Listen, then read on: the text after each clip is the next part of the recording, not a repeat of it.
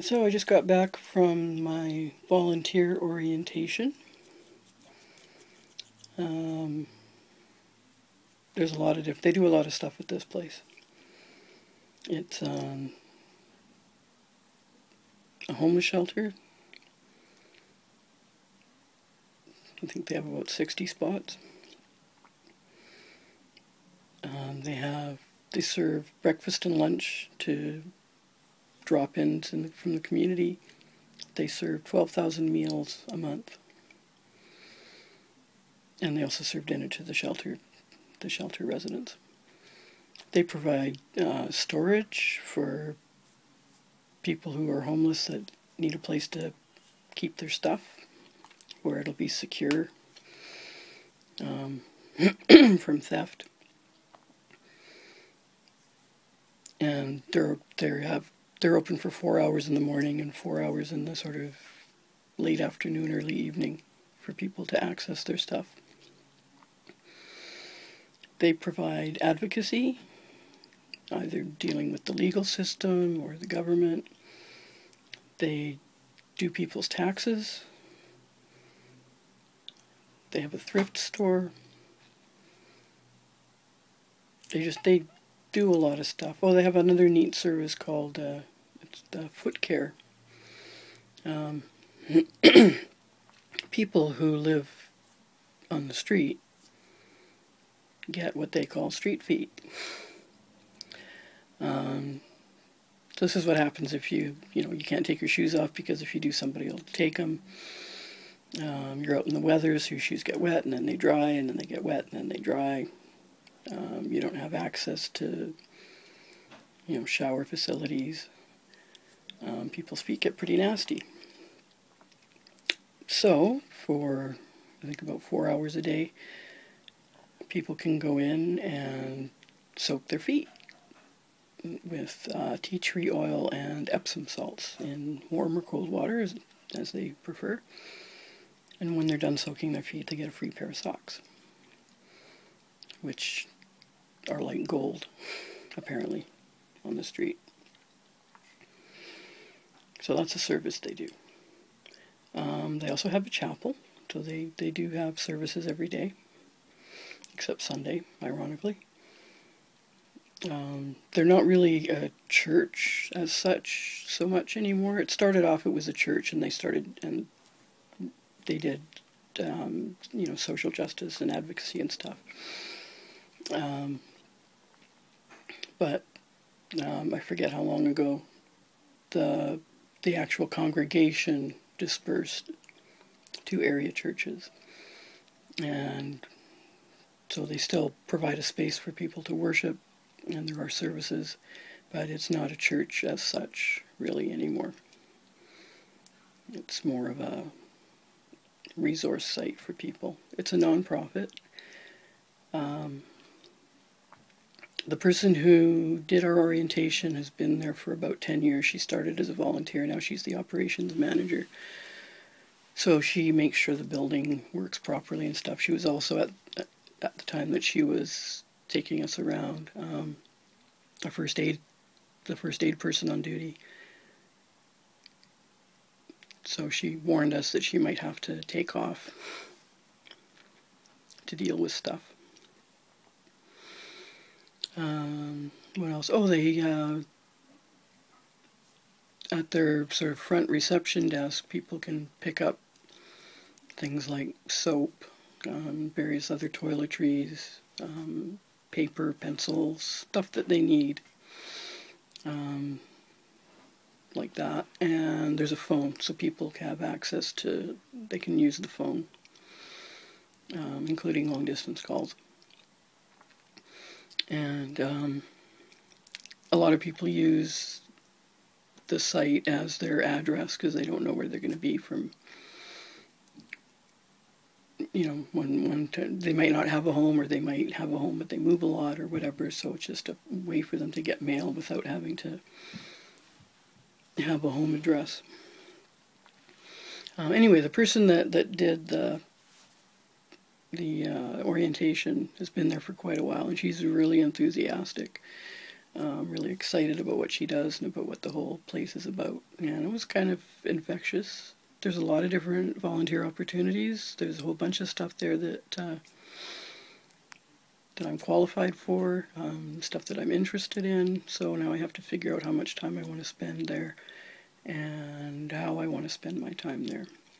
So I'm doing this partly because I want to get into peer support, so I want to do some kind of client-facing position, maybe the front reception or maybe helping with taxes. They do taxes for people all year, not just at tax time. They do like 5,000 or 6,000 tax returns a year, I think she said. So I could help with that, either well, doing the intake where you just collect people's information and paperwork and whatnot, or doing the actual taxes. I think the first one you're dealing directly with people. The second one maybe not so much. One that I'm really interested in is advocacy reception. So again, that's doing intake basically, finding out what people's issues are and directing them to somebody to help them. The only problem with that is it's a 3-month commitment, and the reason they do that is because while you're doing that job, you find out what the advocates can and can't help with, and just about resources and stuff. So they don't want to sort of get you all trained up and knowledgeable and then have you take off after a couple of weeks. And I don't feel comfortable making a 3-month commitment right now, because it's still possible somebody will hire me, and if that happens, then I'd have to abandon it. So I don't think I want to do that. Anyway, I have a list of names of people who are in charge of different things, and so you email the person or call or whatever, get in touch with the person that you want to help with and talk about what you can do and what they need and work out schedules and that kind of thing. So I'm going to figure out something with that. I'm thinking I might start small, just maybe do one thing for a couple hours a week and then let it progress from there, just to sort of get my feet wet and see what it's like. I'm also kind of tempted to volunteer with the meal service, because then I get, well, actually any volunteer who's around at meal times gets fed if they want. And apparently their chef is really good.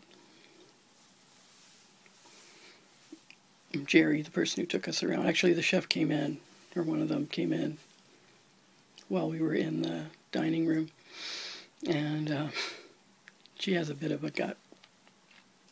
So I forget what his name is, but she said, he's a really good chef. He's totally responsible for this, pointing at her gut. Yeah, sense of humor.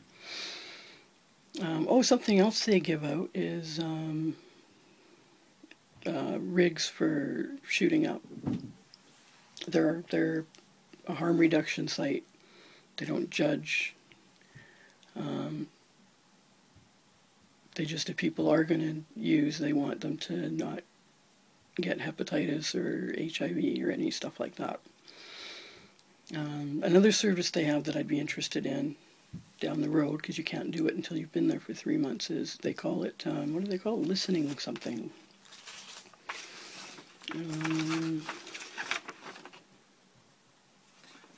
Listening ministry. And it's basically what it sounds like. You're there for people to talk to, not to give them advice, not to tell them what to do, just to be there for them so they can talk about whatever their issues are that they need to talk about. So that's something that I'd be interested in. But as I said, you have to be there for 3 months before they'll let you do that, for a couple of reasons. Partly, they want people to know you. So if people see you around and get to know you a bit, then they'll feel comfortable unloading. And the other thing is just to sort of, for the volunteer to sort of make sure that they're okay with, interacting with these people on an intimate kind of level. So that's something that I'd like to do down the road if I'm still not working.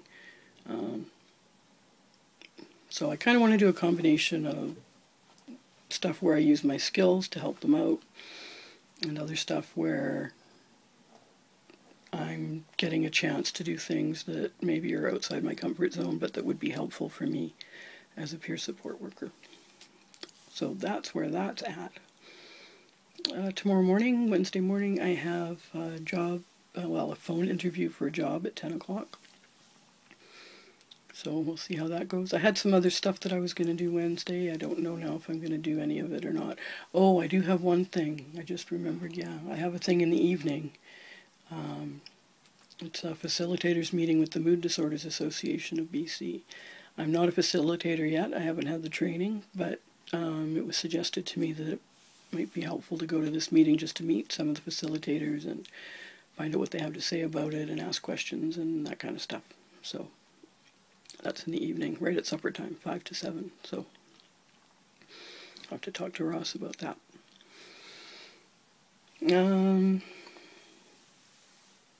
Oh, and they have some other stuff. They have volunteer stuff where you can pick up documents and take them home and then bring them back sort of the next week kind of thing. They have social media helpers who, retweet stuff and post things on Facebook and whatnot. So I could also volunteer for them from home. So even after I do have a job, there are opportunities to help out in the sort of off hours outside of business hours and without having to go down there, or not too much. So that's another option to look at for once I'm working, so that I can continue to work with them, because they really do good work.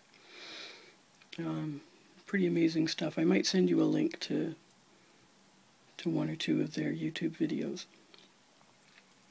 once I find them. Anyway, I've been really tired today, but I got like a 20-minute nap and that helped. We'll see if I stay tired or not. I'm feeling kind of tired now, but more energized after the orientation. And I guess that's it. Ciao. Love you.